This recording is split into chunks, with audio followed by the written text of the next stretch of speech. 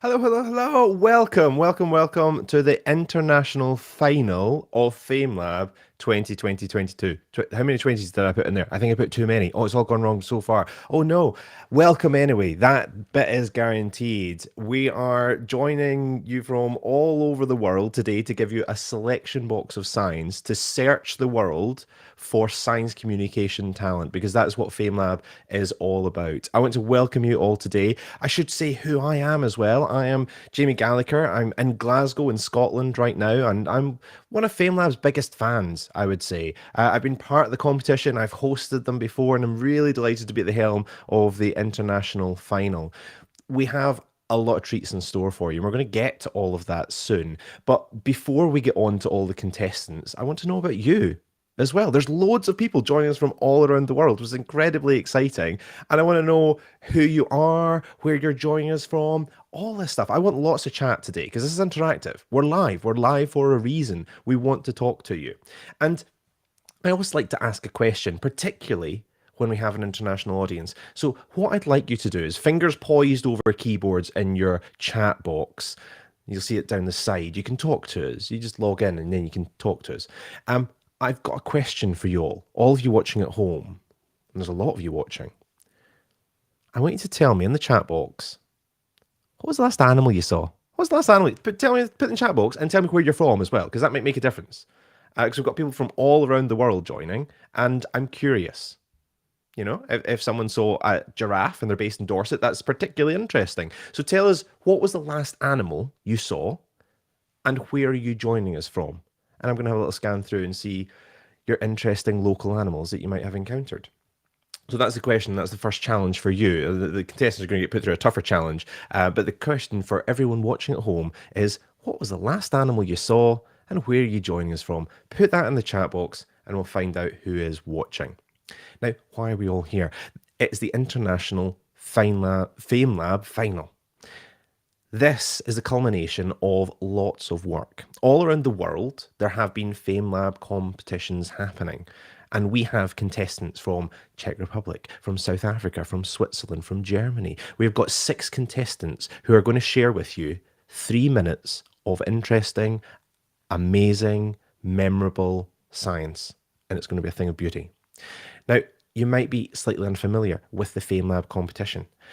You might not have been aware that it's been going since 2005, that it has constantly shifted and changed and grown. Some of you might not even know that there's a FameLab Academy, which is like the cutest thing in the world. It's for school kids, and they share amazing science, and that is so many interesting aspects to FameLab. But I could tell you all about it. But why would you hear it from me? Instead, we've brought someone else in who can talk about it, who can talk about the wonder that is FameLab. And so we've got the head of programming from Cheltenham Festivals, because Cheltenham Festivals make all of this happen. That's why their little logos up in the top of the screen there. They make it all happen. And we're going to meet Marika Navin, who is head of programming at Cheltenham, who not only organises it, but is also part of the prize as well, which we'll also get to. But let me welcome my very good friend, Marika. Marika, welcome to the international final. Tell us a little bit, first of all, who are you? Who are you? Hi, Jamie. Thanks for having me. Yeah, I'm Marika. I'm head of programme for the Cheltenham Science Festival. And you know this, but I was also a FameLab participant many, many, many years ago, 2007. And then they just couldn't get rid of me at Cheltenham Science Festival. I came back year after year after year for like 12 years straight. And then eventually, here I am behind the scenes running the Cheltenham Science Festival.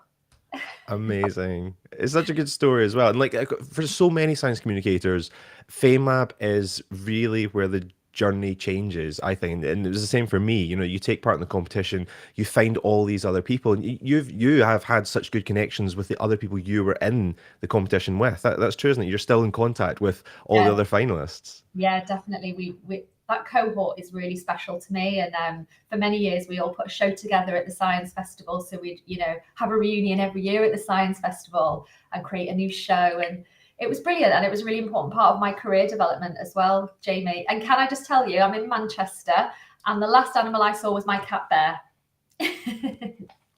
Maybe they'll make an appearance a little bit later.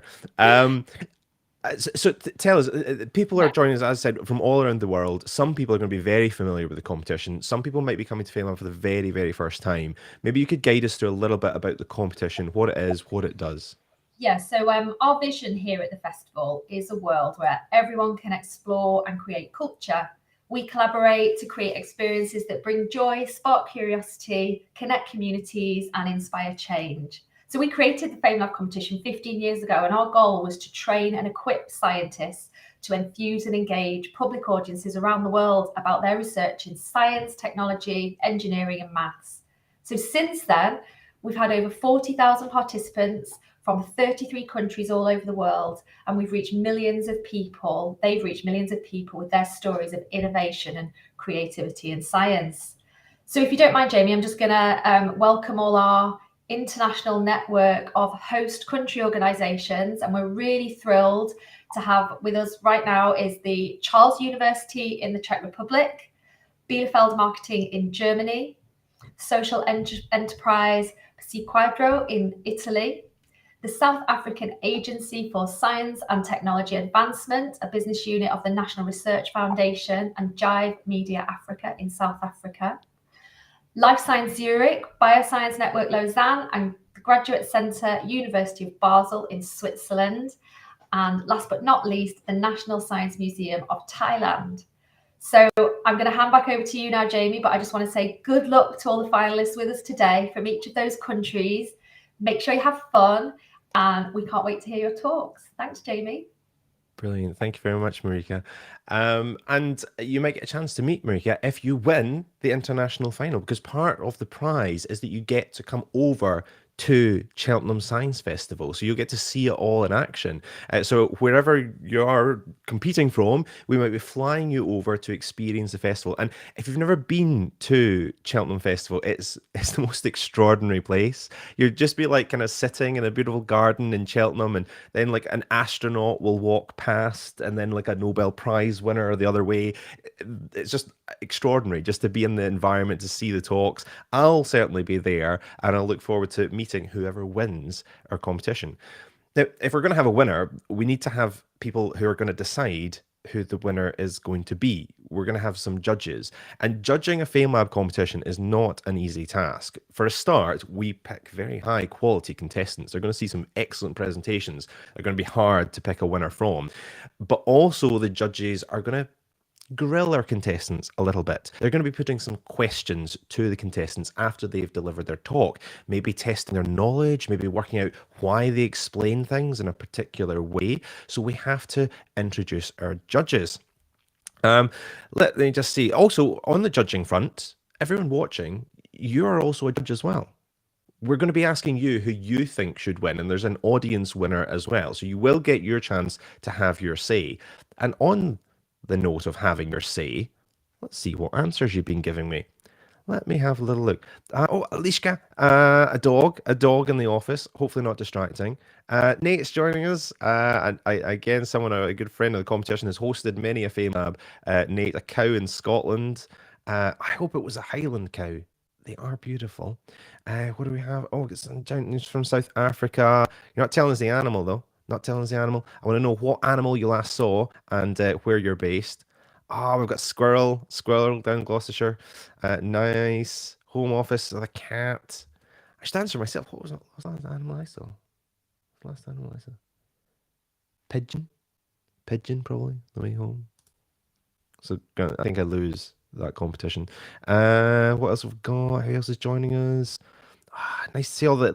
I like all the love and support and enthusiasm we're getting in the chat box as well, and that's exactly what I want. Taking part in FameLab is quite a scary competition. It's very intense, and the love and the support that comes from other contestants and people watching really does help the contestants give their best possible presentation. So throughout today, I want lots of love and support and encouragement for our fantastic contestants.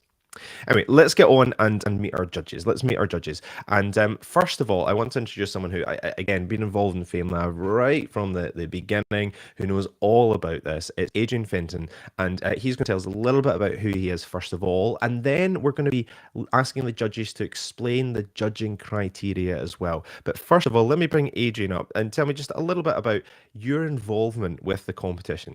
When did you first get involved in FameLab, and what has your history with the competition been? Hi, Jamie, and everyone. It's great to be here today. So I'm Adrian Fenton. I work at the British Council, and as Jamie said, we've been involved with FameLab for a long time. We're no longer the international partner, but I'm honoured, therefore, to be a judge today. My first memories, I think I went to the initial pilot in London, way back. I remember going to this meeting when it was all this new idea. But really, I've worked at the British Council for the last 6 years, so that's the real chance I've had to see it firsthand and a lot closer in countries around the world. Yeah.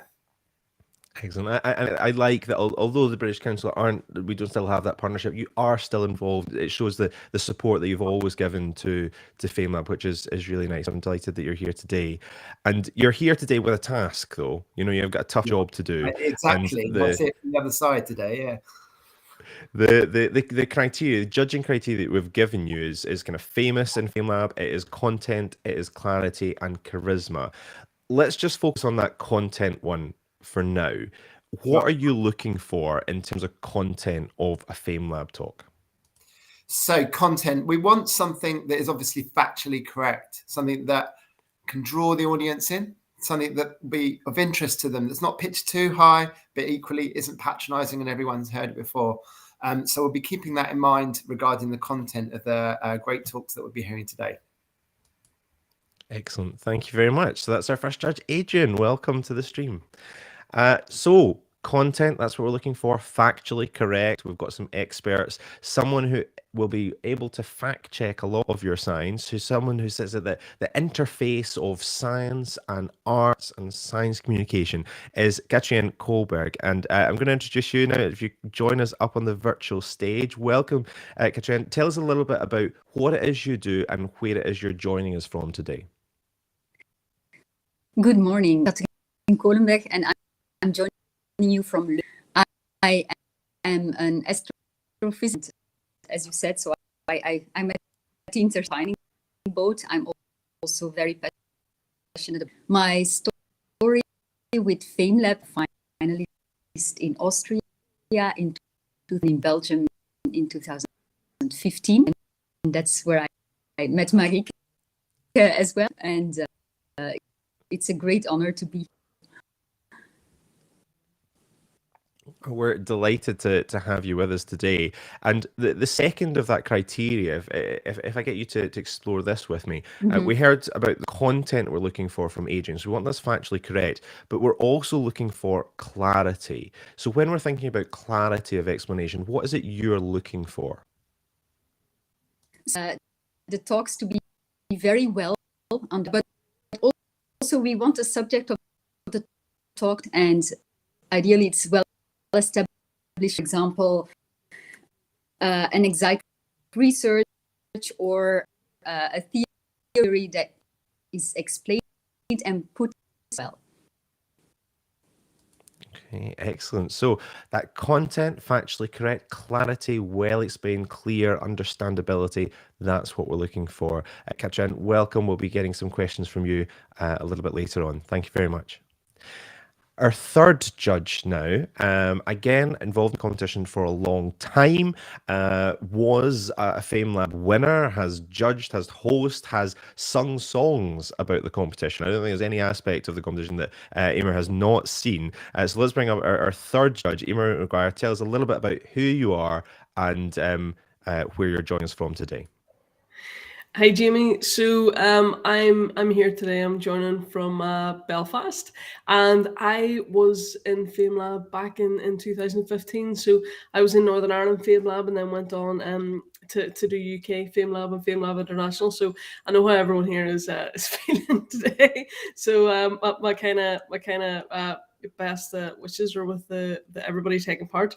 And now at the minute, you know, everyone has said how FameLab, you've talked about how it's kind of kicked off careers and stuff for people, and it was the same for me. It was the first science communication thing I was ever involved in, and from there, you know, I've started working with BBC, and I kind of tour and do comedy and things like this, and it's all kind of come from FameLab. So yeah, I'm very, very excited to be here, and I have loved being involved in FameLab in every single way possible. And what I love about the competition, and I think you can speak to this as well, and Marika and Adrian, once you're involved, we don't let you escape.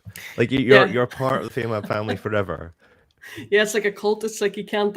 It's a bit of a Hotel California vibe, you know. You can't once you're in, you're in, and that's it. But it's really lovely because you've kind of got this international kind of family in a weird way. And I know there have been, over the years, there's been so many times that I have met up with past participants and so many opportunities to travel, and even the likes of going to Cheltenham Festival. And you know, we weren't the same year in FameLab, but I automatically knew who you were because you were in it previously. You know, I've seen all of the other participants. You kind of feel like you just know everyone and you're part of this group. So it's very cool. Yeah, and I'm not sure if we even told other contestants that you're part of the family now. This is it. Like you're part of our little club. Welcome. Yeah. The third judging criteria, I think it's the most difficult one to define. Almost, I think that's charisma. So, what are you looking for in terms of charisma from contestants?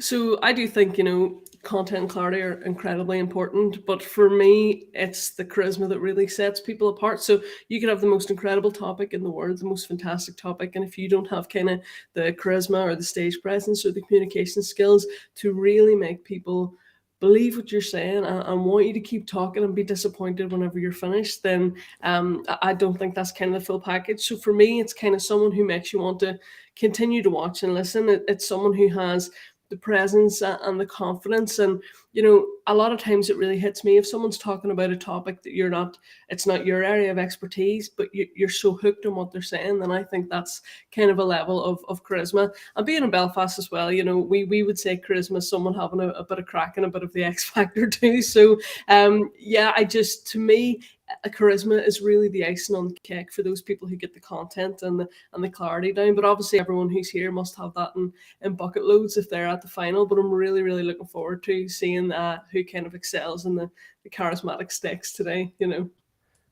Excellent. Thank you very much. So charisma, that kind of the wanting to listen more, drawing you in, that's what we're looking for. Emer, thank you very much. We'll hear from you a little bit later on as well.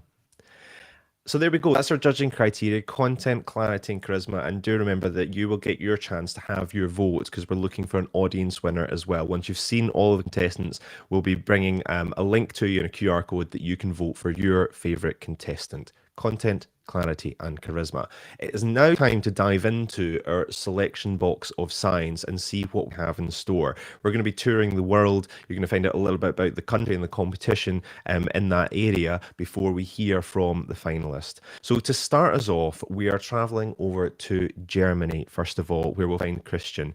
And Christian was the country winner of the competition, and he has some signs to share with us. But before we dive straight into Christian's video, let's just have a little look at the competition in Germany.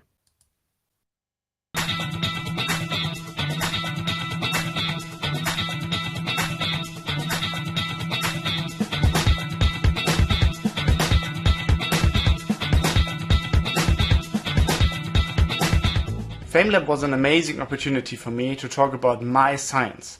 And of course it was exciting to perform in front of 700 people at the German national final in Bielefeld.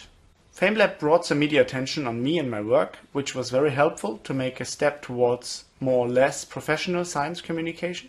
But the most important thing about FameLab was that I met so many amazing people. And some of them I can now call my friends. And it's always inspiring talking to them.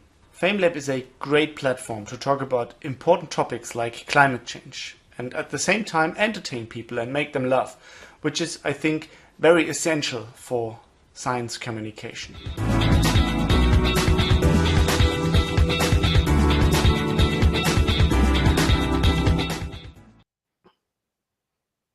Hi, I would like to tell you something about methane from the North Sea, because In the North Sea, there are about 1,000 offshore platforms for the exploration of oil and natural gas.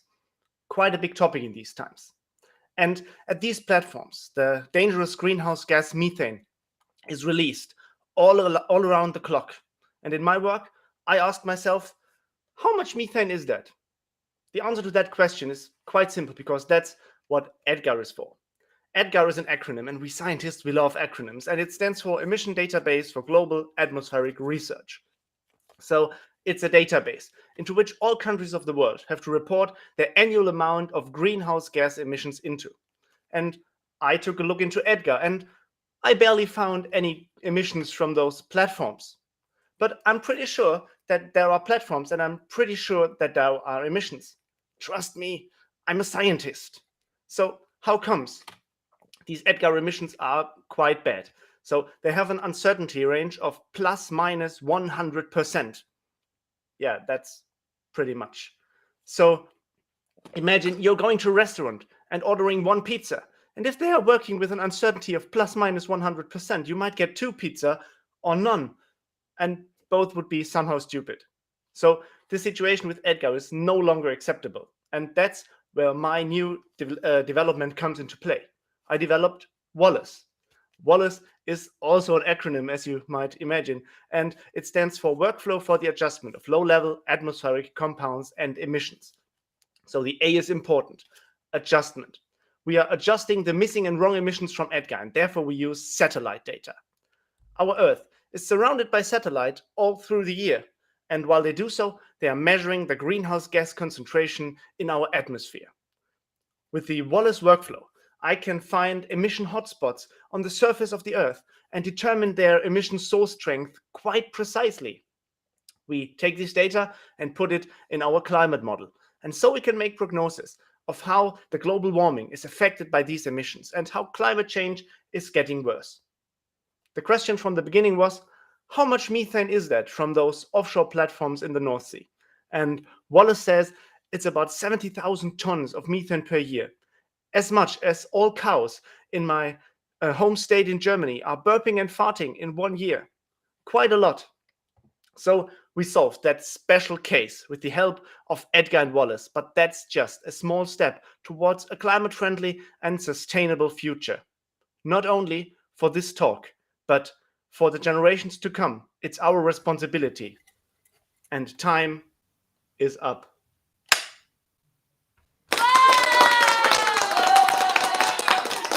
Excellent, excellent, excellent. Thank you so much, Christian. What a fantastic way to start the show as well. Brilliantly done. And your time is now up in front of the camera for your presentation, but you don't get to run off yet because we do have some judges to ask you some questions.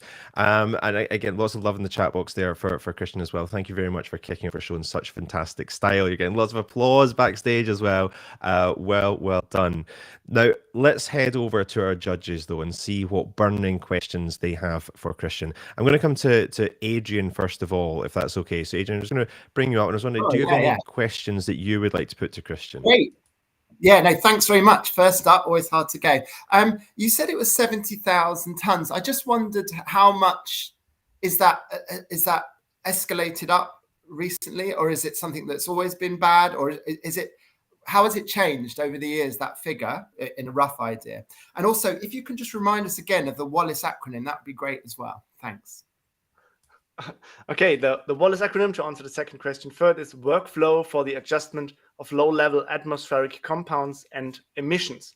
So what I'm doing with the WALLACE workflow is, to adjust these emissions that have always been bad. That's the first question. It's emissions from fossil fuel production and fossil fuel usage that is the most terrifying thing and the most threatening thing to climate change, and that's what we have to reduce. The numbers are still going up for fossil fuels globally. So that's it.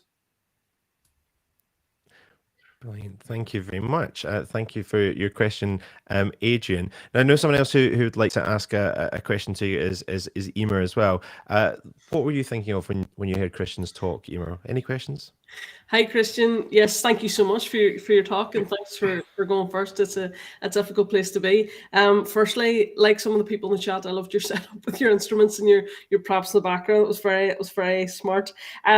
So with regards to the greenhouse gas emissions and environmental issues, I have found sometimes that it can be quite difficult to engage people in those topics, because you're talking about the time is up and things, but time has been up for quite a while, and I feel like people have become a little bit apathetic and things towards that.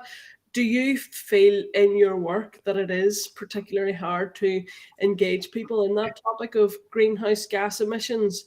I know today you used a little bit of humor, but do you use that in the real world, and do you find it difficult to engage people? Yeah, that's a good question, and I'm really also into this humor thing as you are, to engage people. I really feel that when I'm doing science slams or competition like these, and engaging on Twitter with some humorous content, I think that makes people more on the topic, and it's much more multiplicating things. If it's a bit not that dry, just having humor, and it is a bad topic. It is really, time is up, but. We have to engage people with charisma and with a bit humorous content. Thank you. Excellent. Thank you very much, Emer, and thank you very much, Christian, for kicking us off. And your time now is up. Thank you very much. So there we go, our first contestant. And again, thank you very much for all that support and love that we're seeing in the chat box. I want that for all the contestants. Please do keep it up, because it's such a friendly and supportive competition. I should just recap on the rules as well. Not that Christian broke any. He did a fantastic, perfect FameLab talk. There's one big difference between a lot of FameLab talks and a lot of other science talks that you might have seen.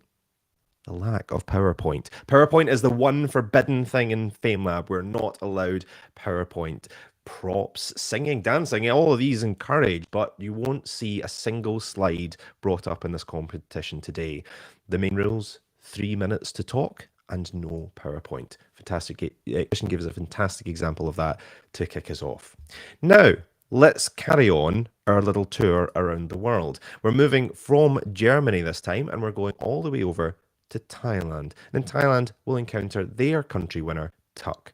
But before we get to Tuck's contribution, we are going to have a little explore of the competition in Thailand. Here we go.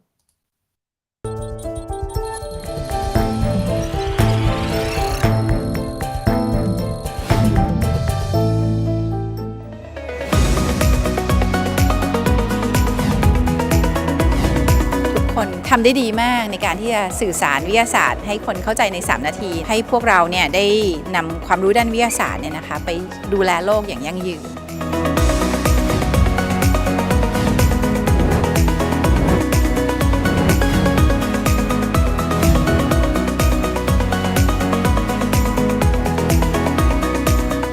So your new developed recipe will be healthier. And from now on, the population in the world in Thailand could enjoy cake with less sugar, less guilt, but still delicious. It's not that difficult, right? Because it's a piece of cake. ถ้าคุณดูว่าคุณเป็นคนที่ชอบเล่าเรื่องหรือว่ามีความถนัดในการสื่อสารทางวิทยาศาสตร์เวทีนี้เป็นของคุณครับรางวัลเป็นแค่ส่วนหนึ่งของการประกวดมิตรภาพความรู้ที่ได้จากการทำเวิร์กช็อปการเรียนผมว่านั้นสำคัญกว่าครับ Oh, nowadays 500 millions of population all around our world is suffering from diabetes, and that is because the overconsumption of sugar, most likely from this piece of cake, contains approximately 25% of sugar concentration, super high. But if I just directly reduce amount of sugar down to 15%, yes, it is healthier, it has less sugar, but it might not be acceptable because it's not sweet enough, not delicious. Most of the times, food scientists use this thing, artificial sweeteners to replace the sugar. But you know, those things provide adverse effect to our health. So I don't like to use it. Go away. So how we could cope with this problem? If I just took this cake recipe and divide it into 5 equal layers, and I just remove the sugar from the 2 internal parts here. So now, What is the final concentration of this cake recipe? Based on my quick calculation, it is 15%. Similar to that recipe, but a big but. If I bite into this cake, the sweetness intensity that I perceive will be equivalent to this full sugar recipe, even though it has only 15%. How come? You know, because once we eat anything sweet or sugar, our tongue quickly senses the sweetness intensity and peaks up and gradually decline as a function of time for around 2 to 3 seconds, and that's called aftertaste effect. And that aftertaste from these sugary layers just simply mask these two unsweetened layers here. That's why we cannot taste the taste of this unsweetened layer. That is how it works. Actually, this technique of unevenly distribution of sugar throughout a piece of food has been successfully applied in several researches, like in muffin, sponge cake, or even cookies. And you know, we could do this at home by just simply prepare 2 types of cake batters, unsweetened one and sweetened one, and just alternatively pour into the baking tray to build a layers and pop in the oven, and you're good to go. So from now on, all population are all around the world with their new developed recipe will have the reduction of sugar from 25 to 15%, and we could consume less sugar, but the taste remained the same without use any those artificial sweeteners, right? And everyone can do at home because it's not difficult, because it's a piece of cake, guys. Thank you so much, everyone. Excellent. I don't eat sugar at all. Thank you for sharing that with us. A fantastic presentation, a sweet presentation, we might even say. Thank you very much for that. And we're going to grill you now, grilling that little piece of cake, and we're going over to our judge, Katrien. Katrien, welcome to the judging panel. Let's bring you up here. And I'm going to come to you, see if you've got any questions that you would like to ask Tuck. What sparked your interest with that? Thank you. Yeah, Tuck, for this great presentation. I have a question, and a very interesting idea to problem with sugar in that way. That's on people and how people about their perception of the the perception of the reduced sugar recipe, right? The sweetness intensity is super similar to the full sugar recipe. Yes, so I mean the sugar concentration is reduced, but the taste quality remains the same. That is the main concept of this technique, Catherine. Okay. Yes. And actually, like I use this technique in for develop these things. Thai layer cake, it has several layers, and I just alternatively swap the sugary layers and the unsweetened layer, and I have a chance to serve this Thai layer cake in the previous week for the world leader in APEC 2022, and they are all amazed with this technique, even though it is still sweet, but the sugar is pretty low. Yeah. Excellent. Thank you very much. Now, I'm just getting a last minute message from Cheltenham. They've actually modified the rules slightly, and if the winner of the international competition has to bring with them cake from their local country. Just that last minute rule has just been added. So you know, if you win the competition, you must bring cake to Cheltenham. Okay? Just saying that. Sure. Next year, I will bring Justin cake for you, Jamie, especially for you. For whoever wins, I'll be there, and I'm expecting a local country delicacy brought over. Now, let's go on to our next judge. And we're going back to Adrian. What did you think of when you were thinking of Tuck and his cake? Super. Any questions for Tuck? Excellent talk, and a topic that we all like cake, don't we? We all like some cake. I was interested to know if you chose the cake layer analogy because you thought, well, this is going to get people's attention, or has this been applied to other areas of food? You mentioned muffins and things like that, but I know we have in the UK and other countries sort of issues with hidden sugar in meat dishes or sauces and things like that. And although you're looking at it in layers, can this be applied or considered in other areas of food as well? Or did you just choose a cake because we love cakes? The limitation of this technique that it is only applicable in solid food, right? Literally, like because we could build a layers, we cannot apply it in like beverage for sure because it's going to be homogeneous. The researchers that successfully applied this technique is that was I mentioned before in cookies, in cake, in muffin, or even some layers of gelatin, something like that. Yeah. That is the successful case, but not yet in the beverage or the sauce, but I would like to try it. I hope this is clear for you. That's great. Thanks very much. Yes. Brilliant.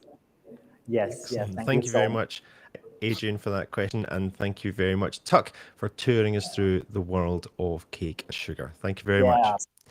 And again, thank you to everyone. Lots of, again, fantastic comments in the chat box saying how brilliant that was. I'm really glad you're enjoying it. And I'm also really glad there's so many of you joining us as well. We've got well over 100 people currently watching live from all around the world. Again, if you are just joining us just now, do drop a little comment in the chat box telling us whereabouts in the world you are, and indeed what kind of cake you may be eating right now.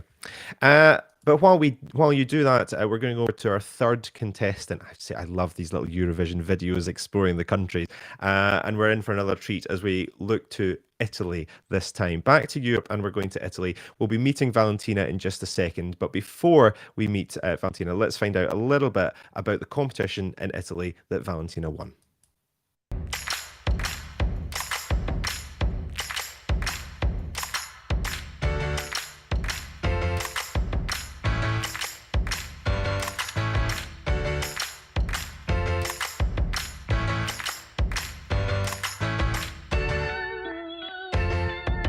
FameLab Italy is an ecosystem of universities and research institutions, more than 200 since 2012, who have been experiencing new ways for public engagement with science. It is a network of cities, 25 over the last 10 years, who believe that science is the key to harness complexity. But most of all, FameLab Italy is a community of young researchers, more than 1,000 since 2012, who accepted the challenge to share their passion, curiosity, and knowledge about science. Winning the finals was completely unexpected for me because all the show was of very high level and all the performances were fantastic and all the boys and girls were amazing storytellers. So it was a very big surprise for me, and what can I say? I'm looking forward to the international finals.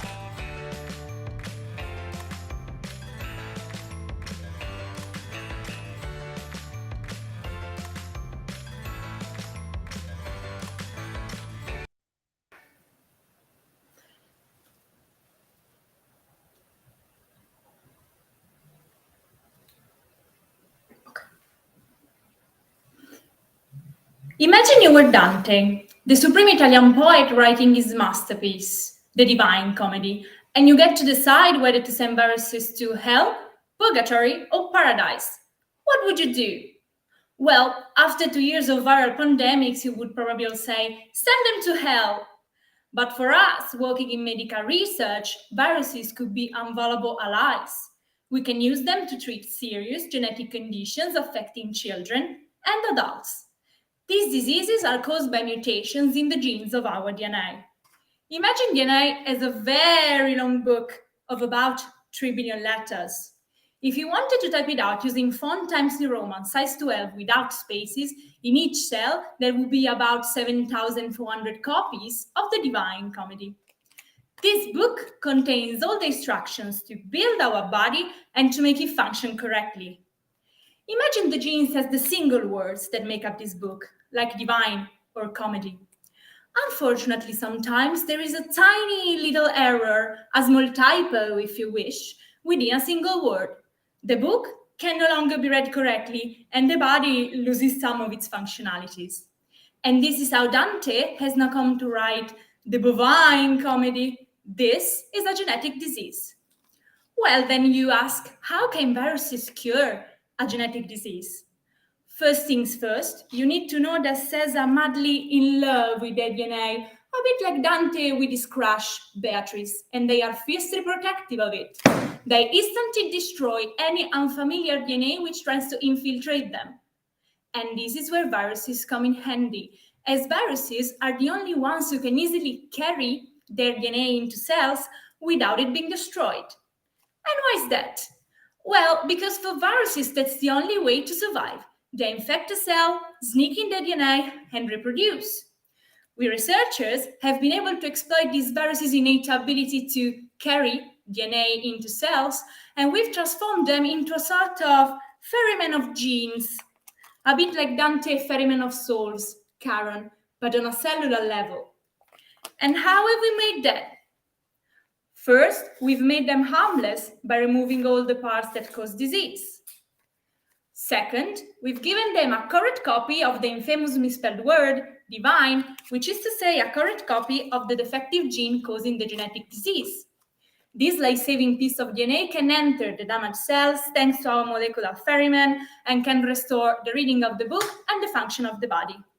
And now Dante is back to writing the divine comedy. This is gene therapy, a story of hope, a treatment that has already changed the lives of many people who, in the words of Dante, came forth to see again the stars.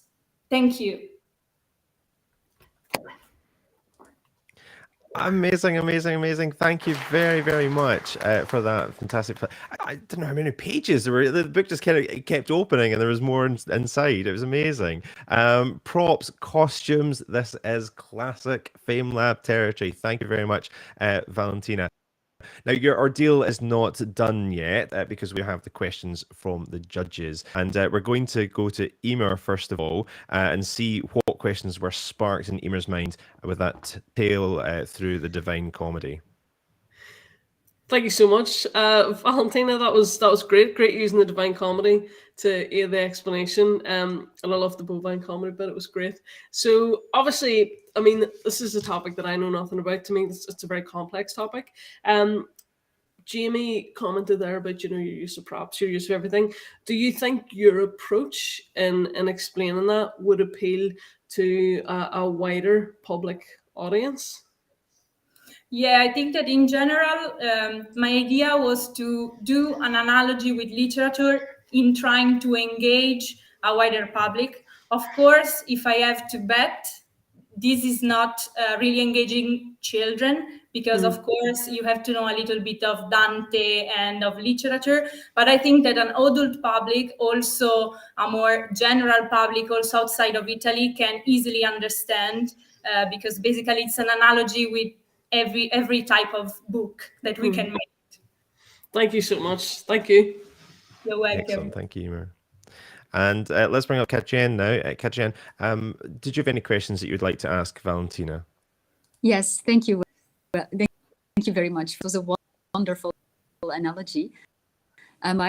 Viruses, because you will use the virus. Can you use any virus? How do you can use it and make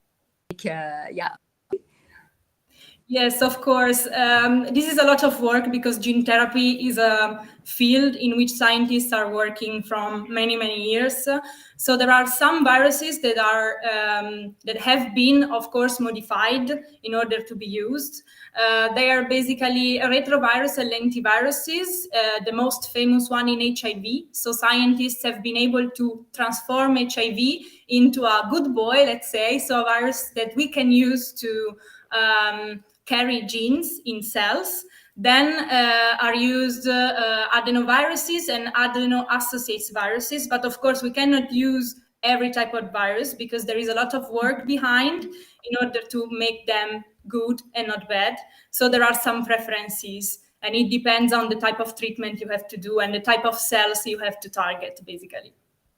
Thank you very much. Very well explained. Excellent. Thank you. Thank you, Katjen, and thank you very much, Valentina, the world's first pop-up book of viruses. Thank you. So we've already reached the halfway point. You have seen 3 contestants. We have 3 more waiting in the wings, waiting to dazzle you with some science. I keep checking the chat box as well. I'm glad you're enjoying this so much. Again, more and more people continuing to join online as well. So welcome if you are just joining us. We're going now. Where have we been? Where have we been? We've been to Germany so far. So that's where we started off. And then we went to Thailand. And then we went to Italy. We're jumping all around the world. And now we are going to go to South Africa. Africa, we will meet their country's winner, Nehemiah. And but we know how this works now. It's time for our Eurovision style video. Obviously, the international audience might not know much about Eurovision as well. The singing competition. And before you see the song, you get to see a little bit of the country. And so that's what we're going to do now. Let's go over and have a little look at the South African competition, and then we'll hear from Nehemiah. When I heard of the amazing opportunity FameLab was for my fellow alums, I knew I had to take part in this. I am Nehemiah Latola, and like the father of our nation, Nelson Mandela, I come from the Eastern Cape, South Africa. South Africa is rich in biodiversity and rich in cultural heritage. Diabetes is a growing global concern, but what if the treatment and prevention is found right here in the gardens and fields of South Africa and in the stories of our people? I am a researcher at Nelson Mandela University in the chemistry department, where I look at these plants towards drug discovery. Research worth pursuing is research worth sharing. And that's why I am #Talking African Science.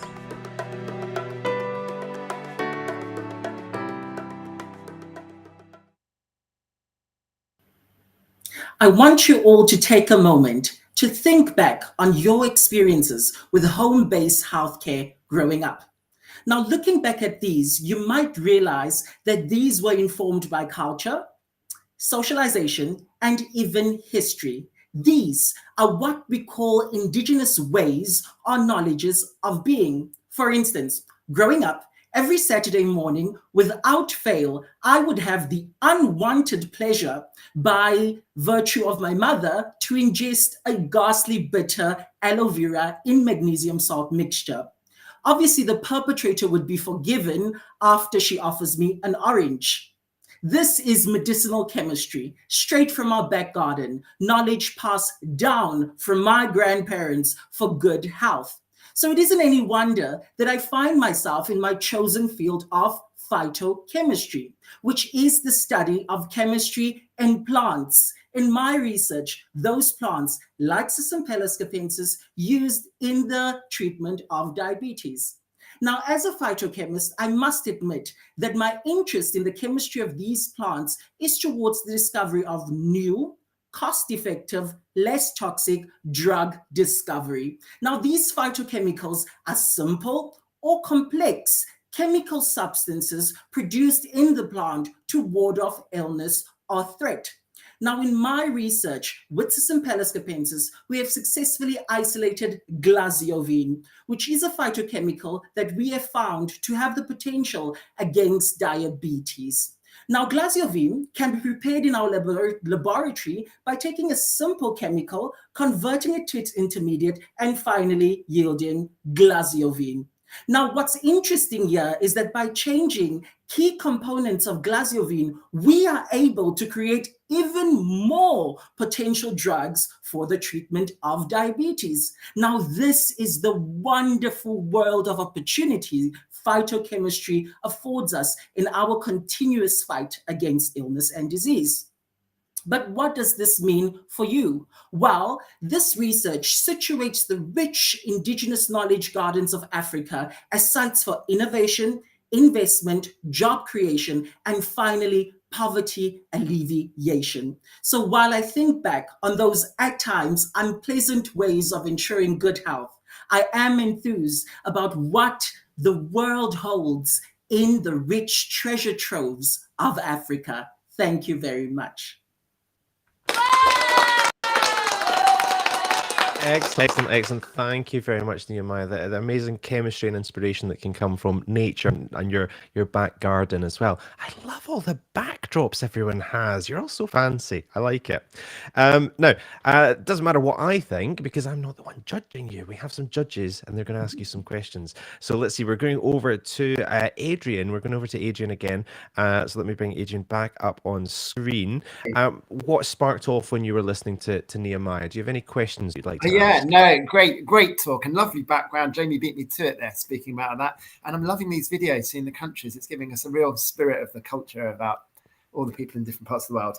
I wanted to ask a little bit more about the chemical that you take out. You said glycosine is the chemical, and you said it can be used to make more potential drugs for diabetes. Can you expand on that a little bit more? Are you saying that one chemical can do lots of different things with diabetes, or that chemical can inspire other solutions that might address different ways of diabetes being treated?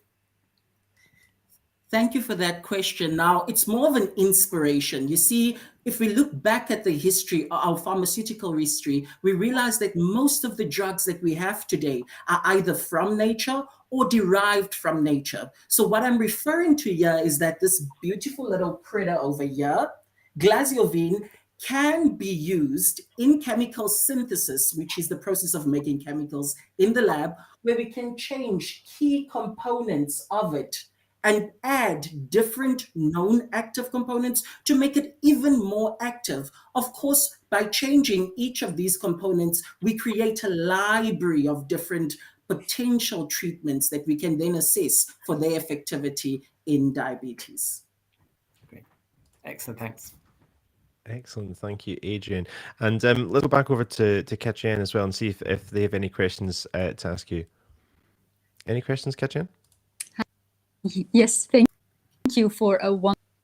My question is harvesting this phytochemical for diabetes. How do you test them? Oh, you got it? Oh, yeah, sorry, I was just going to repeat the question. Yes, excellent. And Nehemiah already got it. So it's about how far along you are with the testing of the drug.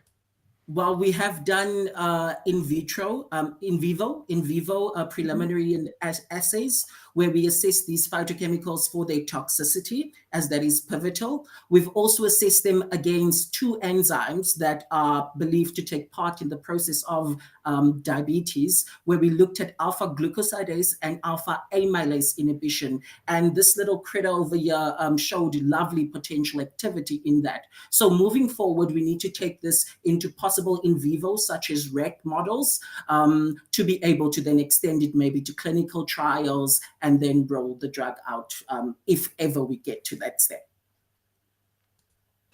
Excellent. Thank you very much. Thank you very much. Thank you very much. And thank you, Nehemiah. So if we're ever feeling a little bit unwell in South Africa, you don't need to head to the nearest hospital. You just have to head to Nehemiah's garden to cure whatever ails you. Thank you very much, Nehemiah. So we're moving on, still some amazing science to share with you today, and then we'll be asking you who you think is your FameLab winner. To remind you of the judging criteria, it is content, clarity, and charisma. The 3 C's are what we're looking for. Will our next contestant be overflowing with these 3 traits? Let's find out. And we're going over to the Czech Republic now. We'll meet Eliška in just a second, but let's have a little look at the competition in the Czech Republic.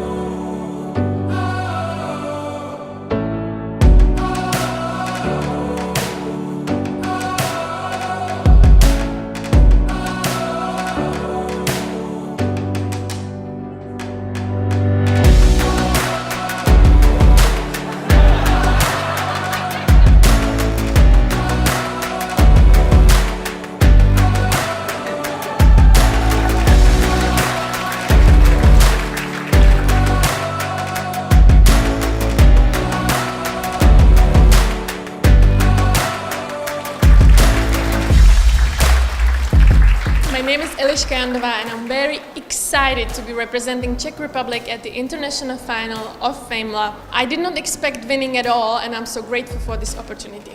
Thank you.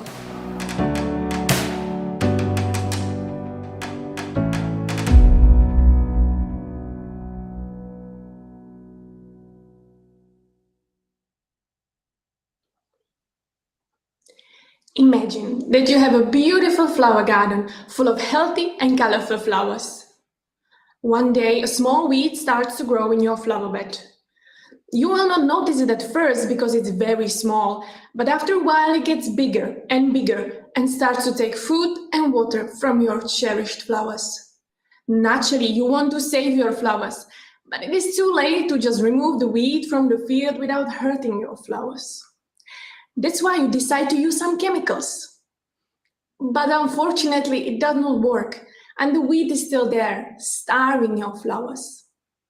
This is exactly what happens to patients in our hospital. But instead of weed, they are battling another silent invader, cancer. Like you, doctors try to fight this cancer weed with chemicals known as chemotherapy, but their effort is not always successful. Because cancer is not a weed, it is more complex, and sometimes the selected chemotherapy is not good enough to help the patient. But we in our lab want to change that. Some time ago, scientists discovered that the tumors react to different kinds of chemotherapy based on their origin.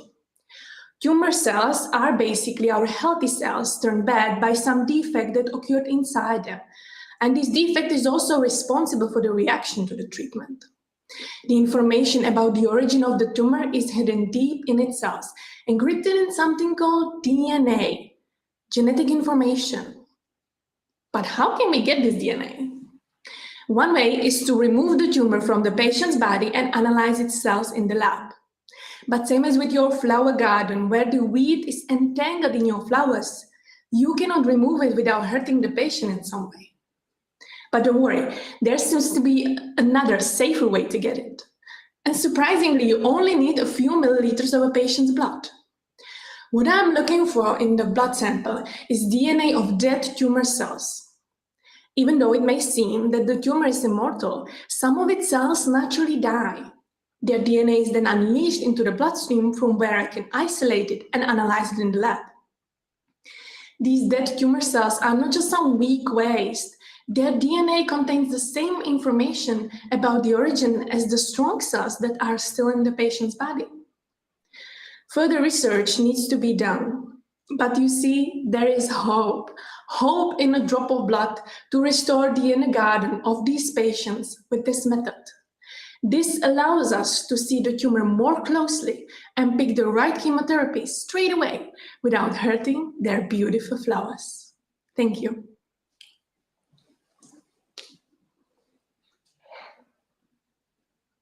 Thank you very much. Thank you very much. That was fantastic. A beautiful analogy as well. Really kind of forms a great image in your mind.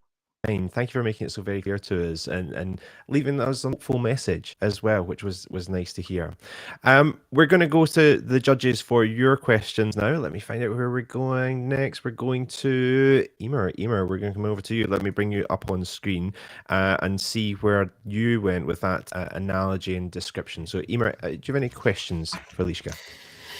Yes, and as you said, another great analogy for someone like myself who's not kind of in that area. I thought that was very, very easy to understand.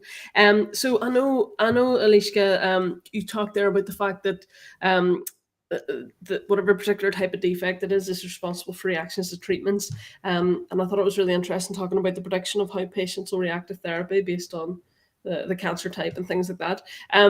But whenever I kind of always hear people talking about cancer therapies and advances in it, I always think there seems to be such a long time period from the research to the actual clinical application. So is this work something that is close to being clinical in the future, or is it very much in the infancy of the research stage?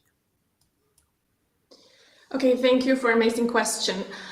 First of all, yes, it's still in the research part because it only works for solid tumors. So for example, like colorectal cancer or lung cancer, you cannot use it for the leukemias because it's a different type of cancer. And second of all, you see, when you have a new tumor, it's strong, it's very resistant to our immune system. So the frequency of the cells that die is very low. So the amount of DNA that you can isolate from the blood sample is also low. And when you have low information, low amount, you can get, a huge knowledge about the tumor. So we need to adjust our, let's say, experiments, the protocols and everything to get the most of it as much as possible. Brilliant. Thank you so much, Shalishka. Excellent. Thank you very much, Emer. And let's go over to Adrian now and see if Adrian has a question that he would like to ask. Hello. Do you have any questions, Adrian? Thank you for that talk. That was great. And also the story, the way you used the story to explain it really helped get the message across. I was just interested that this is obviously a new approach that's being explored. And I just wondered that the idea of looking into the blood to see how that relates to the tumor, what stopped us doing that before? Why is it only now that we're looking at that? Or has it been considered before in the past? Or is it just that certain techniques have enabled us to do that these days that stopped us previously considering that? Okay, so the thing is that not only tumor cells die in our body, but also our healthy cells. And as well, their DNA can be unleashed into the bloodstream. And we first did not think that it was possible to isolate a huge amount of this DNA from the tumor to get the information, because every time you do this, you get the information from the tumor and from the healthy cells as well, because there is a mixture of their DNA in the blood sample. But it's not quite new. Scientists worked for about, tens of years, maybe. They work also from urine samples, saliva samples. We just need to adjust the protocols to get as much as information as we need. So it's a long process. Thank you. Okay, thank you very much. Thank you very much, Adrian, and thank you very much, Alishka. Thank you for that. That's what I love about FameLab as well.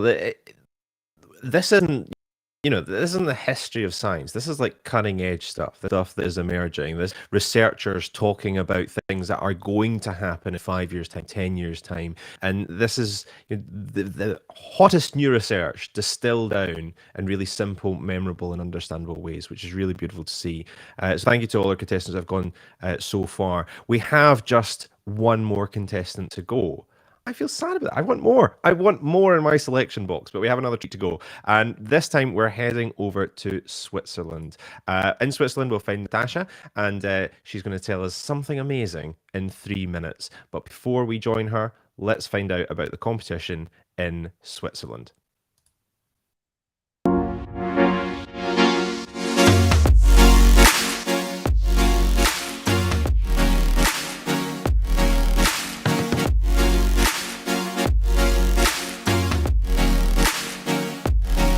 So my experience at FameLab has been very cool. I mean, just getting to know all of these other people that have participated is fantastic because everyone's so enthusiastic about their topic. Almost everyone comes from a different country or at least a different background, so I think that's really amazing. And it just really shows also how international science is in general, but also in Switzerland. I'm very excited to go to Cheltenham. I think it's such a cool opportunity. I'm really very honored.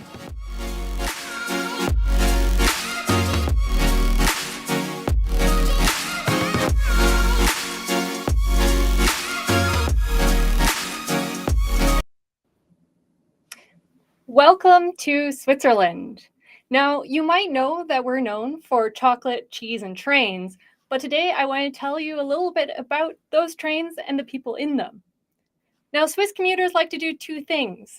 They like to sit far apart from each other, and they like to be facing forward in the direction of travel. Now, why am I telling you this? It's not just a helpful hint in case you're ever in Switzerland. As a physicist, I also realize it's a great analogy to understand how electrons arrange around an atom. So let me explain. Just like Swiss trains have a set number of train cars and seats, atoms have discrete energy levels, which the commuters, the electrons, need to occupy. And just like those train cars and seats are labeled, well, we label the energy levels using 4 values, 3 quantum numbers, n, l, and m, which give the size, shape, and orientation of the electron orbitals, and a 4th, the electron spin, which can point up or down. And just like Swiss commuters, electrons follow a set of rules as to how they fill these energy levels. So let me explain with the example of the carbon train. So carbon has 3 cars. It has a 1s, 2s, and 2p train car, where this labeling comes from the first 2 quantum numbers, n and l. Now, it also has 6 electrons it needs to fit into this train, starting with a 1s car. The first electron goes in and sees that there are 2 seats labeled m equals 0, spin up and spin down. Now, the first electron has a free choice, so it decides to sit facing forward in the spin up seat. The second electron comes in and sees it has no other choice but to sit across from that first electron in the spin down seat. The same thing happens in the 2s car. But the 2p car, well, it's a bit more luxurious. There are 3 seat groups labeled m equals 0, 1, and -1, each with a spin up and spin down seat. Now here, we only have 2 electrons left, so they can optimize both of these conditions. They can sit far apart from each other and facing forward by taking unoccupied spin up seats. Now, this is a relatively simple model, and in reality, we use a more complex quantum mechanical and mathematical description of atoms and their electron energies. However, this simple model already helps us to do certain things like predict how atoms interact. For instance, carbon with its empty seats, well, it likes to bond with other atoms to share electrons, thereby filling these empty seats. Other atoms, such as neon or argon, whose trains are completely filled, well, these are unreactive. These are the noble gases. And so, next time you're in a train or a tram or a bus, pay attention to your fellow commuters and see if they also behave like electrons. And if you're ever in Switzerland, well, just remember, be like an electron and leave some space. Thank you.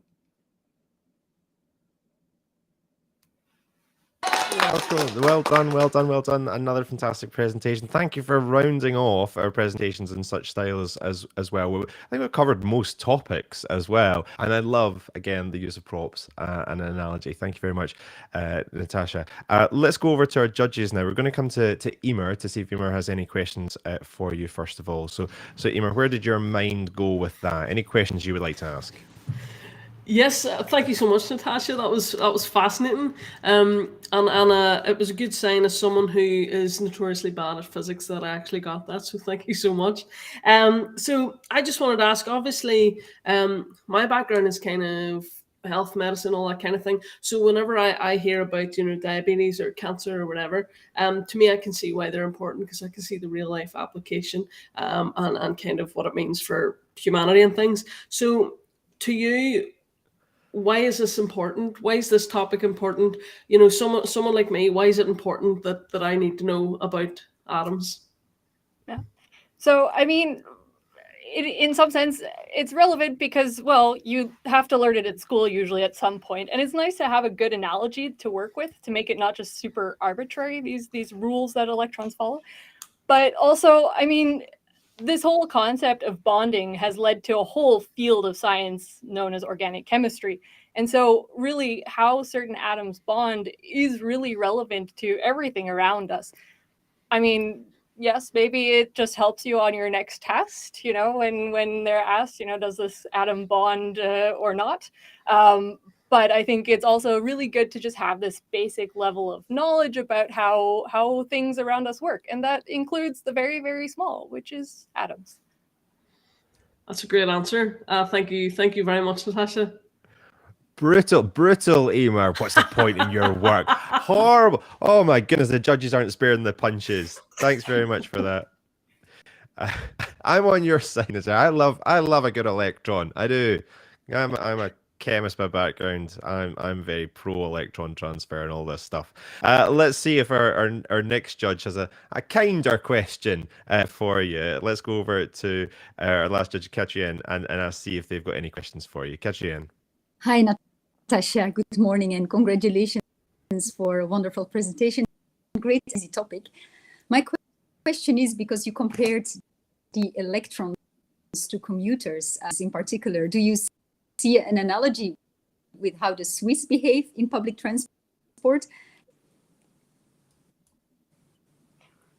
I think I just missed the end part of that question. It sort of broke up for me. Maybe Jamie, could you repeat or? Yeah. So the question is if there is an empty seat, do you observe a different choice by the electron?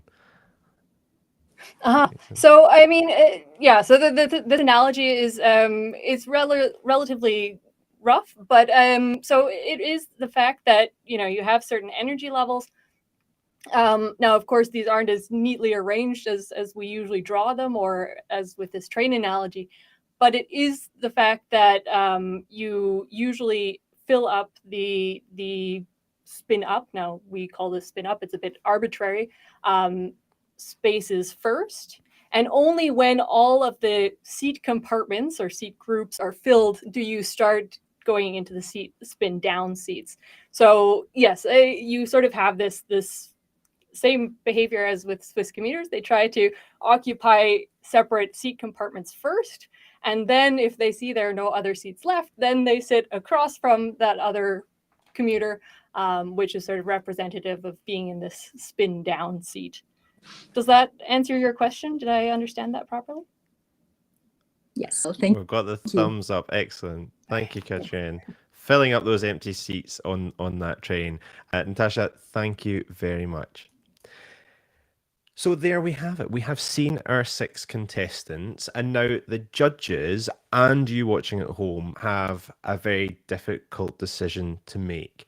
The judges are going to go off into a separate space now, and they're going to confer. They're going to look for those 3 things that we're searching for: content, clarity, and charisma. Who do they think has achieved that the best? And the winner will be invited, as I said, over to Cheltenham Science Festival in June to explore the festival and to bring me a local delicacy, which is the rule we've just added on. So judges, goodbye, good luck. It's not going to be an easy decision to make. We'll hear from you in just a few minutes, and the judges can click out of here and go into the secret place for your discussion. Thank you very much. Now, are they gone? Are they gone? They're kind of gone. They're gone. It's just us now. So they'll be off discussing things. We're going to wait for the judges coming back. And while we're waiting, I want you to vote. So you're going to have a decision to make. We're going to put a little link into the chat box in just a second, where you can click through and decide who you think is your winner. Who do you think had the best content, clarity, and charisma? Don't just vote for your pal. Vote for the person that you think truly deserves to win.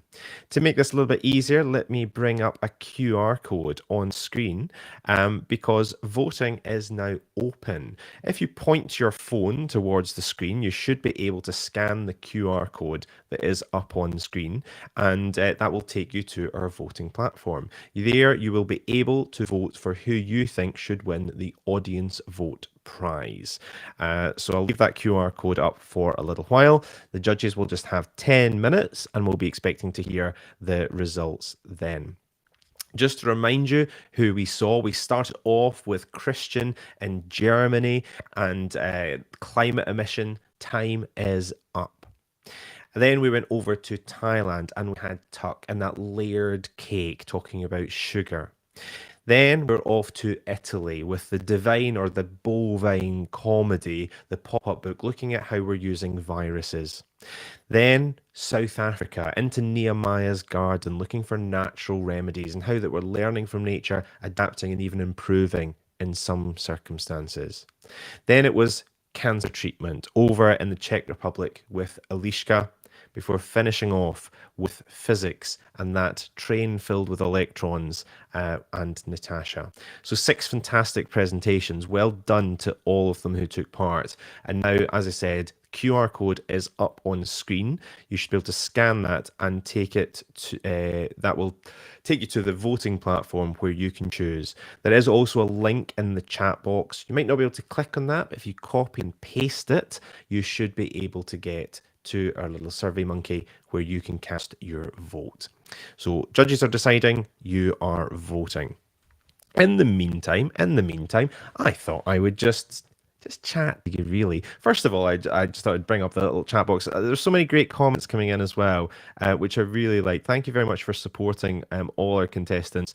Just a whole feed of praise and support for our contestants. Really, really great to see. So thank you very much from Prague there. Just scrolling through it all the way back. Lots of people joining us from South Africa as well, all around the world. Love and support. Really, really great to see. Thank you for joining us on this journey. But do you know what country wasn't featured? And that was a little bit of a shame. No Scotland. I'm here in Scotland and I'm kind of representing the little Scottish contingent. But I thought, well, what Scottish science might I tell an international community? And I thought I'd just tell you a couple of things that I quite like about Scotland and science.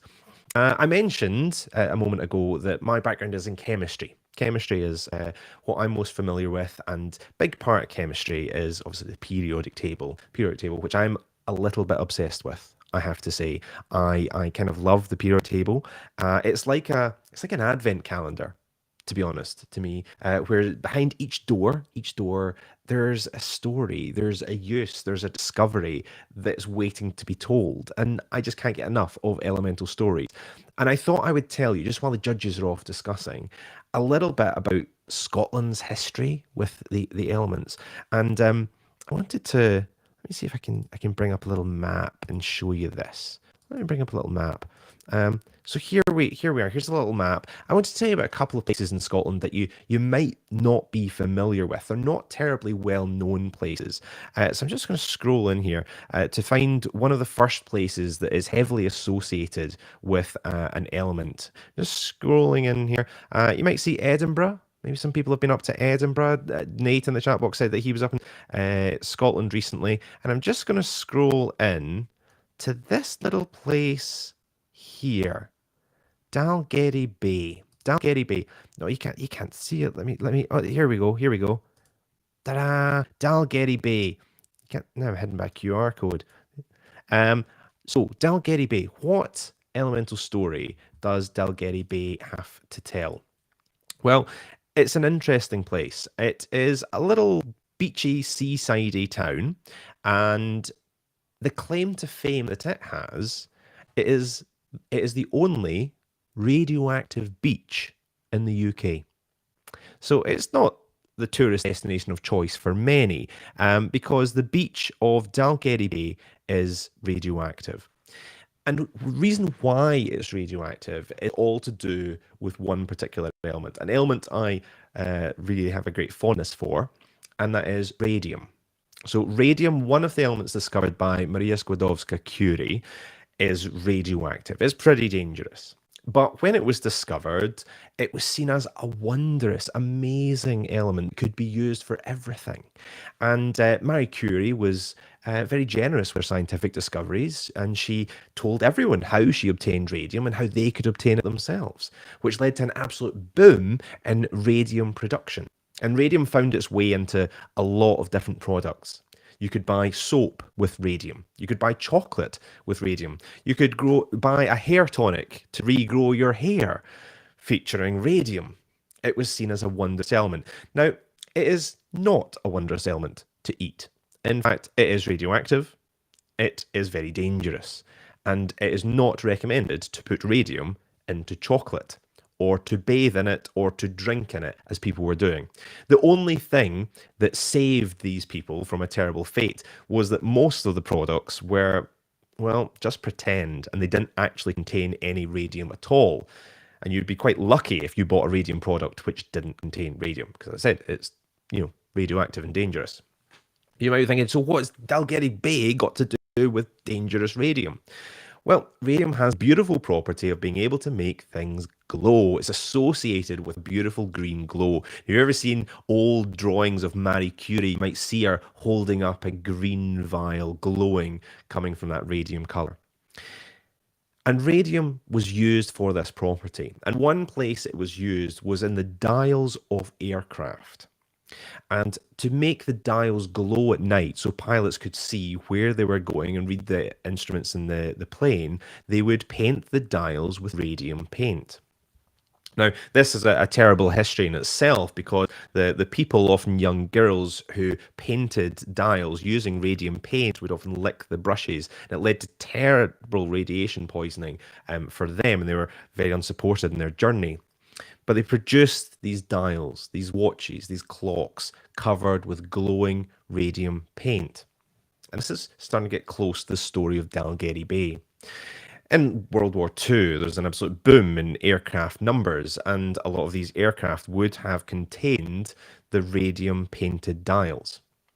Then, after the war, there was, well, too many planes and too many broken planes, and not being terribly environmentally conscious in the 1940s and 50s. If you had too many planes, you just dumped them in the ocean. Why not? Just off the coast of Scotland, let's just dump all our excess planes into the ocean. Planes painted with radium paint. And gradually, over the years, over the decades, parts of these planes have washed up on Dalgety Bay, just across the water from Edinburgh. And these are still radioactive to this day, and they'll be radioactive for many hundreds of years to come. And so if you are playing tourist and you pop along to Dalgety Bay, you might have the fortune, or maybe the misfortune, to encounter something glowing, which would be a radioactive part of an old plane dumped into the ocean just off the coast of Scotland, and is gradually washing up to form the UK's only radioactive beach. So that was one of the little stories I wanted to tell you. The story of a radioactive bay because of radium painted planes. But Scotland has another elemental association. Again, it's giving the judges some time and just sharing some stories with you. I wanted to go over to the west coast of Scotland as well. And the west coast of Scotland, there's lots of little villages. West coast of Scotland, incidentally, is where I am just now. So I'm in Glasgow, and that is over the west. Let me bring up Glasgow for you, or bring up the west coast anyway. A couple of clicks here. So here we are. Let's have a little zoom in. So let's go into Scotland again. And this time, instead of Dalgety Bay, because it's radioactive, we don't really want that. We want to go over to the beautiful, beautiful west coast of Scotland. And zooming into this tiny little place here called Strontian. Strontian. Now, Strontian has a beautiful hill in its centre. It's a small little village in the west coast. And in this little village, there's a large pointy hill. And that's where the little village takes its name from. So Strontian in Gaelic means nose of the pixie. And this little village has a big claim to fame because it is the only place in the UK that has an element named after it. Strontium. The element strontium was discovered in the little mining town of Strontian. This big hill, the nose of the pixie, has a mine underneath it, and for hundreds of years, various different ores had been extracted from this mine in Strontian. But one day there was a doctor, this was about 1700s, just before the 1800s, a doctor collected interesting mineral samples, and he visited a heap of old and broken stones that had been dismissed from the mining process in Strontian. And he thought some of the rocks looked rather interesting. And he took one of them home, and gentleman scientist that he was started subjecting this unusual rock to some various tests. And one of the tests he tried was, well, just tried to set fire to it. He put a little bit of this rock into a fire. What would happen? Something quite amazing happened. It glowed red. Very bright, vivid red. He wasn't sure why. And the reason he wasn't sure why is because this was quite an unusual effect. It was an unusual effect because it was an element that had never been discovered before. The burning of the rock was burning strontium. And if you burn strontium, it will produce a vivid red flame. You might actually have seen these red flames before. If you've ever seen a distress flare in a James Bond movie or Tomb Raider or Jurassic Park, the orangey red glow that a distress flare gives off is caused by a strontium salt burning. All based on that doctor who one day found an interesting rock outside the nose of the pixie. I went there, actually. I visited Strontium. I didn't visit Dalgety Bay, the dangerous one. I just visited the safe, nice one. The reason I visited, I can tell a little story about the BBC as well. The BBC phoned me up and they said, oh, we'd like to do a documentary about the element strontium. Would you be willing to be part of it? Of course. And they said, what we want you to do is we want you to go to Strontians for the radio, go to the Strontian and, talk about strontium for the radio. It's a very difficult place to get to. And I did suggest that we just pretend. I said we could just pretend, we could just say we're in Strontian. But no. This was what made me have faith in the BBC. They actually took me there, so I had to drive, I had to get a train, I had to get a ferry, and then I had to get a taxi. And then we got out next to a sign that says Strontian, so that we could record a little piece for the radio saying, hello, I'm Jamie, and I'm in Strontian. We then got back in the car, back in the ferry, back in the train, came home, and did the rest. But we did visit Strontian and the nose of the pixie. Not a whole lot there now. So that is a couple of little connections with the stories of Scotland and the elements. What other stories? What other elements can I tell you? Oh, let me tell you my favourite story, my favourite elemental story. And it's an element called tellurium. Tellurium. You might not have heard of this one. Again, these are kind of obscure ones. The obscure ones are the best ones. No one wants to talk about carbon and oxygen, nitrogen. Boring. Let's dive into the more obscure ones. Tellurium. I'll tell you why tellurium is my favourite element. It's my favourite element because of a couple of reasons. First one, I worked with it for a long time. But really the reason I love it is because of its novelty properties. One of its properties is if you touch it or you breathe it in, you smell of garlic. Really, really strongly of garlic. In fact, someone was put off the bus in Glasgow because he smelled so strongly of garlic because he touched some tellurium. Stage 1 of tellurium poisoning, you smell of garlic. Stage 2 of tellurium poisoning is that your nails turn black, which is unusual, again, in terms of elements. So you reek of garlic and your nails are black. Now, the third stage is, well, death, which is less funny than the first two, but the first two are quite funny, smelling of garlic and having black nails. But the third stage, quite bad. You don't want it.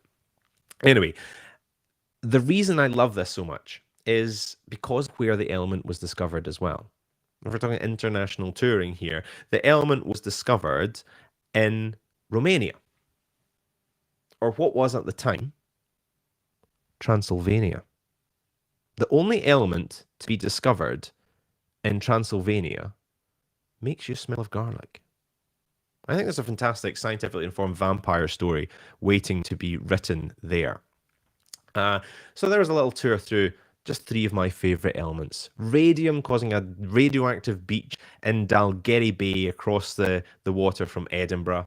Strontian with its claim to fame because of its red glowing element discovered in the 1700s.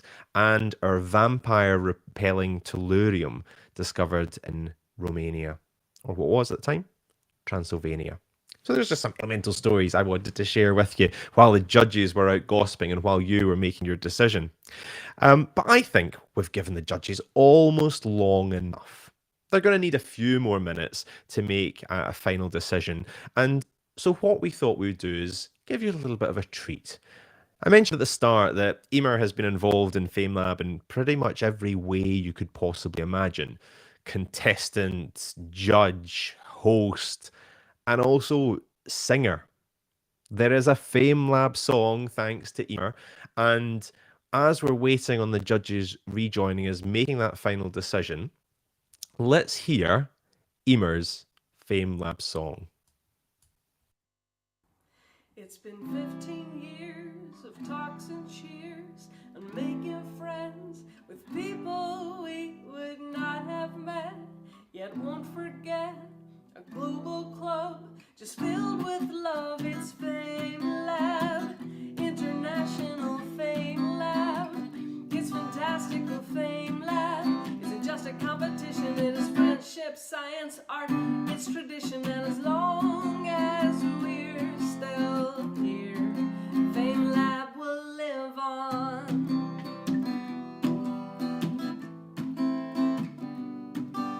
A science communication competition, like a sort of scientific, even better, Eurovision and Olympics. For science stories with clarity, charisma, content filled with allegories. People from all across the world stand upon a stage as they hold their nerve, tell us of the science that sets their soul alight. I've never met so many stars who burn so bright. It's FameLab International, FameLab, and it's fantastical. FameLab isn't just a competition, it is confidence, learning, heart, it's ambition. And as long as we're still here, FameLab will live on.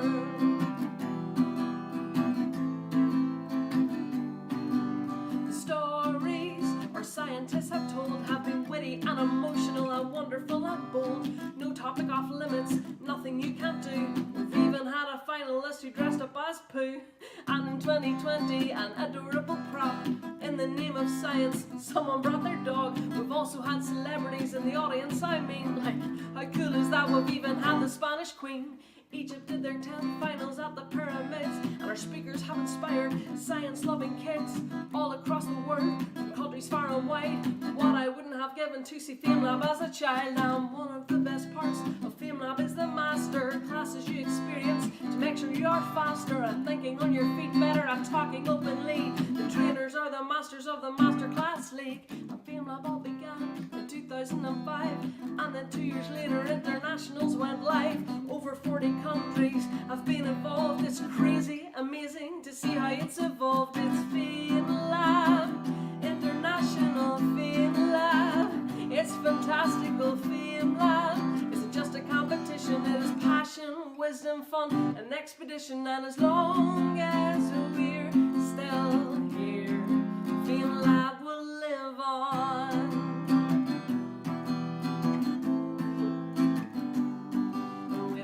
Colleagues and friends for life. Some FameLabbers found their FameLab husband or wife, and the family is going strong. Who's been involved? That list is long. From participants to global teams to partners, we're bursting at the seams. 200 organizations supported us, our adulations, and this will be the final year that the British Council are the partners here. But the FameLab spirit will still live on through Cheltenham Festivals and this song. It's FameLab International, FameLab. It's fantastical. FameLab isn't just a competition, it's a worldwide family. My best decision. And as long as we're still here, FameLab will live on.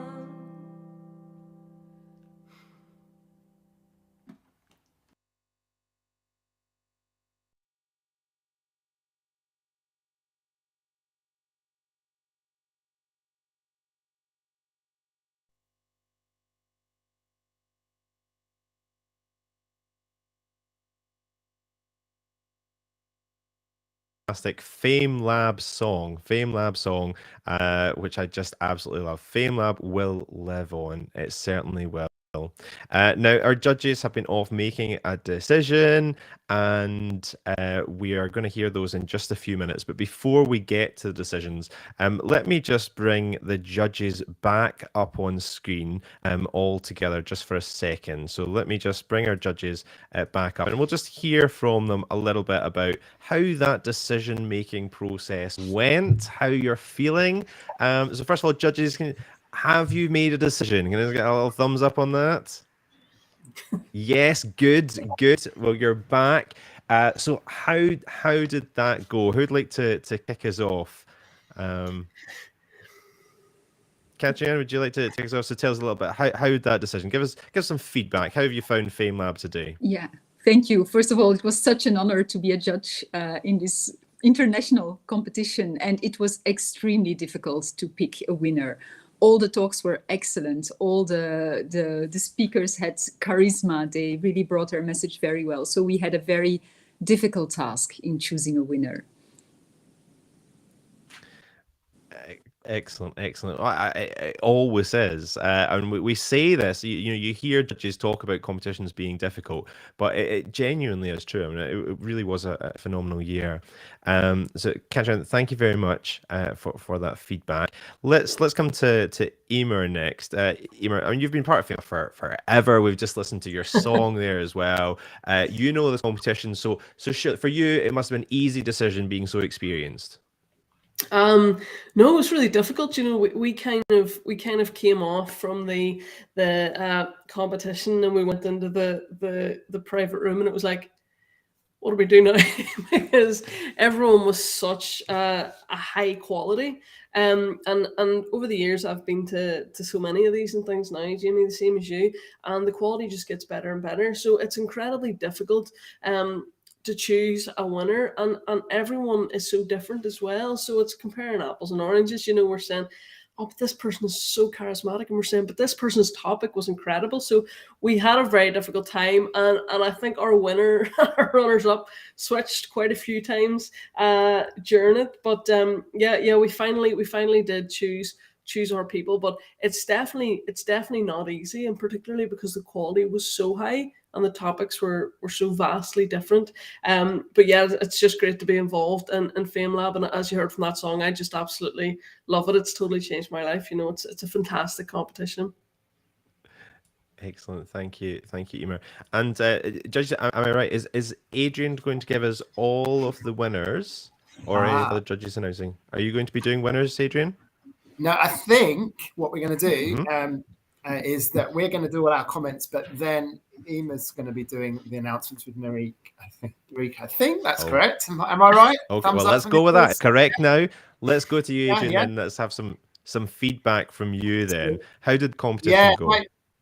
I mean, it's. Do you want me to just give general feedback, or we were also going to go through the individuals? General for now. Yeah, let's go with general. Okay, yeah. No, it is a privilege to be back, but I think also involved in it in this different sort of way. Remembering, of course, that so many of them are speaking in their second or third languages. I couldn't do this in a different language. It's also great to see the adaptation still online this year. Obviously a lot more environmentally friendly, but people have got a lot better at using props and using their space so it's been people do, but well done for being selected as that national representatives as well. Yeah, excellent. It's easy to forget actually that every single one of the people involved that you saw today is already a winner. They have already won their country's competition. So this is just the kind of cherry on top to get this. So judges, maybe we come to Emer first of all, then to hear one of our first runners up. So Emer, do you have the name of a runner up for us? I do indeed. So our first runner up number one was someone who gave us an excellent talk. We were all in agreement. We all mentioned this person pretty immediately. Fantastic analogy, a very important topic, and a brilliant communicator. And our first runner up was Eliska. Eliska. Well done. Thank you. Brilliant. Well done, First Eliska. runner up. Excellent. Wonderful. Well done, Fantastic. Eliska. And so, Emer, are you going to give us our second runner up as well? Yeah, it was very difficult to separate all three of these actually. But our second runner up, I know Katrina's asking, are we going to give feedbacks on all the talks separately, or will we bang on and go ahead with our winners? Do you want to give feedback on all the talks separately? Is that what you want to do? You want to say some more words? Well, I think we were going to, but I think it's because we were kind of blown away by the quality of everyone, and we kind of wanted to give everyone just a wee bit of individual feedback because it was so difficult. So I wonder if you want to go to Katrina or Adrian just to have a chat about some of their feedback. Yeah, let's do that then. an So uprising. maybe Adrian, maybe we can come to you, and maybe you could tell us a little bit about a couple of the people that you enjoyed.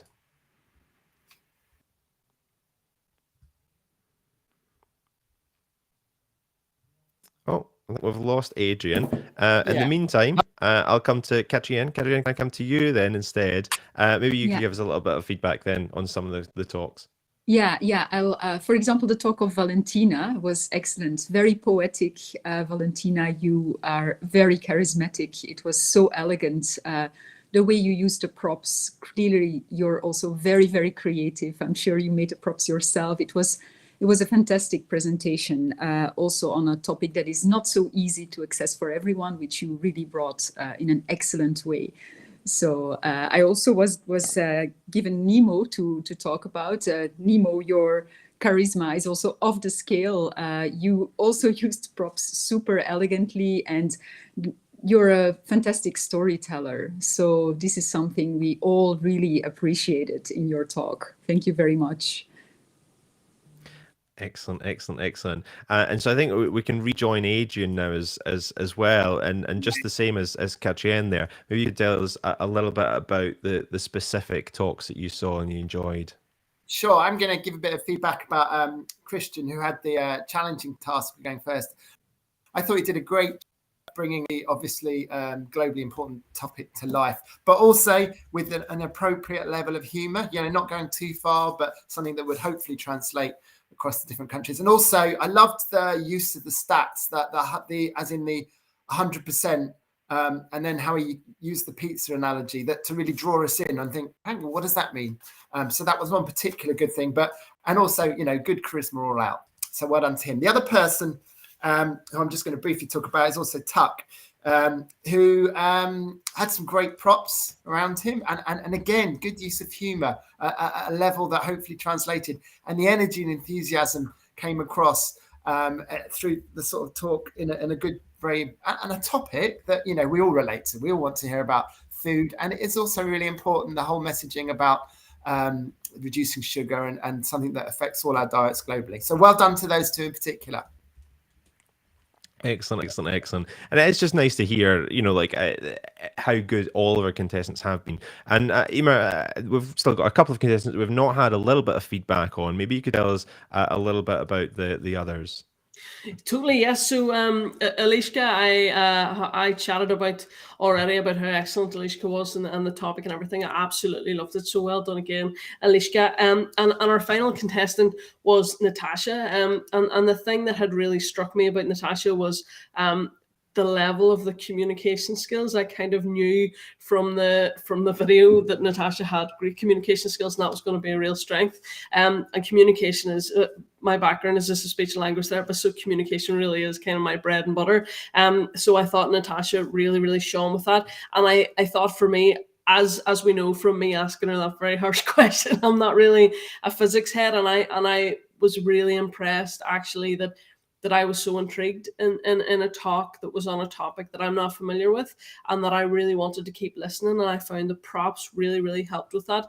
And I could imagine that it would be understandable to everyone if I was able to get it. So it was brilliant. It was really clear. And the best thing about Natasha's was she gave an excellent answer to my question. Whenever she was saying, right, well, maybe it's not cancer, diabetes, or whatever, but this is massively important. This is the foundation of a whole topic of science, which I just thought was a beautiful answer, and it was very FameLab-y. And I think that kind of excitement came across. So every single one of the participants were brilliant, really good, which is why it made it so difficult for us to choose between them. Excellent. Thank you.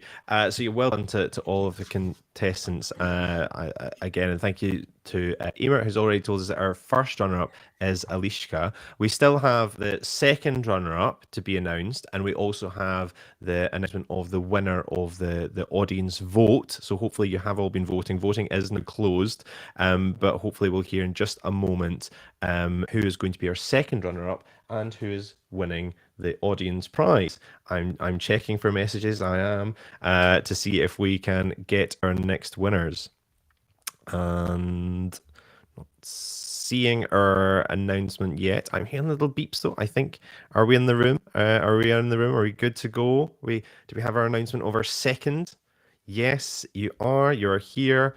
Just give me a second. I can't see you, so I'm going to do a quick little change of things. Just give me a second, and we'll be with you in a moment to bring up our second runner-up.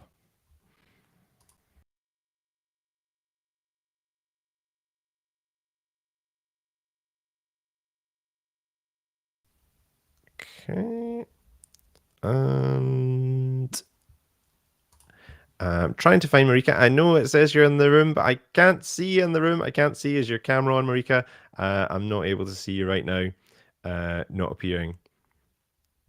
Okay, so what we'll do is we'll go back to Emer. Emer, you know who the second runner-up is anyway, don't you? You've got that privileged information. So let's come on to our second runner-up then. Who is joining Alishka as our runner-up? Okay, someone with a very important topic, really clear props and a great setup. Someone who I thought was a very passionate and confident speaker. Someone that we all agreed on. And our second runner-up is Tuck, who talked about food science and technology and the cake. So a big well done to Tuck. Tuck, who's at the bottom of the screen there. Down there baking a cake. There you go. Thank you so much, everyone. Yeah, I didn't expect any award from this international competition, but yeah, I'm very proud of it. Thank you. Well done, Tuck. Well done. You're fantastic. Excellent. Well done. Congratulations, Tuck. Well done to you. Now, just so we have one more prize to announce, that is our audience winner, and I'm looking for the answer. So who is our audience winner? Who is taking the judges? There we go. It's in. I can announce now the winner of the audience vote. Let me check. I can't. It's not in. I've got one message, but I think that's a delayed one. Someone tell me who's won. I'm really curious. I'm really nervous. Is it me? Have I won? Okay. Yeah, it's in. Thank you. Let's go to our audience winner then, who is... It's back to Tuck. You are the winner of the audience competition. Tuck, pop back up. Congratulations. Thank you, everyone that you voted for me like the last 30 weeks ago, especially from my Facebook fan page and my family and friends and whatever, my students. Yeah, it's my pleasure to receive this award. Yeah, and let's move on to the FameLab International 2022 winners, right? The next award. We'll give you a break from winning things, Tuck, and we'll move on, give someone else a shot at it as well. So let's bring Emer back up on screen for the last time. Emer, you have one more announcement to give us, and that is the winner of the International Final 2022. Who is it going to be? Yes, so this is someone who we thought was excellent, a lovely storyteller. I was kind of hooked from the very first line. An excellent communicator. I was totally captivated by this person, and their topic was kind of very important and all-encompassing. For me, it couldn't be anyone else. It had to be Nehemiah or Nemo. So a massive well done from South Africa. Well done, Nemo. You're absolutely wonderful. Thank you so much. Thank you. This is amazing. No, Congratulations, Nemo. Well done. Thank you very much. Should I say something? How does it feel to be the international winner? How does it feel to win? Oh my word! I am just absolutely flabbergasted just because of the quality of talks we had and the range of topics that they dealt with. I am so happy to be receiving this honor, and I am taking it forth with me, running, continuing to build new partnerships in science communication. It has opened so many doors for me already. And so I'm just hoping to continue this journey and getting acquainted with and being inducted into FameLab. Thank you very much, everyone. Brilliant. Well done, Nehemiah. Fantastic. Fantastic. And thank you very much, Emer, for announcing those winners for us as well, and Nice. that tough job of judging. Thank you. So there we have our runners up. Well done to Alishka. Oh, I can still, Nehemiah's getting hugs from people as well, celebrating their success. So well done to our runners up, but well done to all of our contestants. I think it really was a fantastic job, and it would be nice if our contestants could just going to bring you all back up to just one little wave goodbye to everyone as well, and just a kind of final round of applause. So let's a massive round of applause, even if you can't hear it. I want you watching at home, give them a little clap. Here are our FameLab finalists. Well done to all of them. Congratulations to every one of you, and I will look forward to watching your careers through science communication, and to welcoming Nehemiah to Cheltenham Festival in June. So I look forward to seeing you then. And do remember our important FameLab rule of bringing some sort of confection or cake from your country for me. That's a little rule that I've added in for you there. Look forward to a delicacy from South Africa, Nehemiah. And that brings us to the end of our stream today. A massive thank you to everyone who makes this competition happen, because it is a huge international effort. Thank you to all of our supporters from all of the organizations who make FameLab happen in each of the countries. Remember, this is a competition that is running locally within these competitions. Everyone you saw today won their country's round before coming on to this competition. And it takes a huge amount of support from people.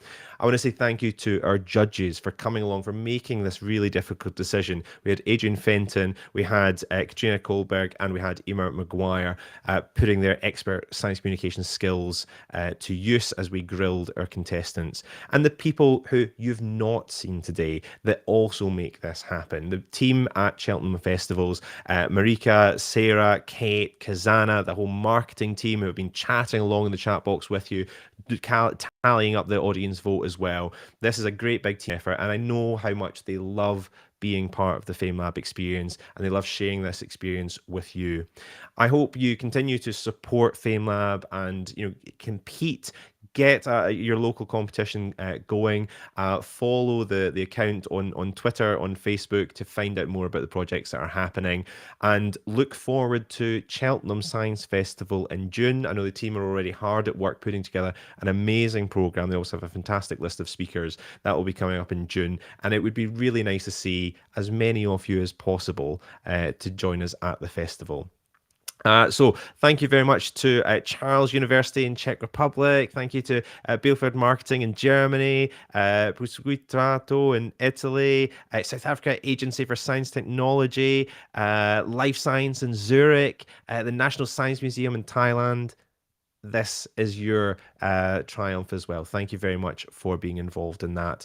And now it's just time to say goodbye. Our selection box of science is finished for another year, but we will be back, I'm sure, with more to come. Thank you very, very much for joining us today, and I hope to see you at Cheltenham in June.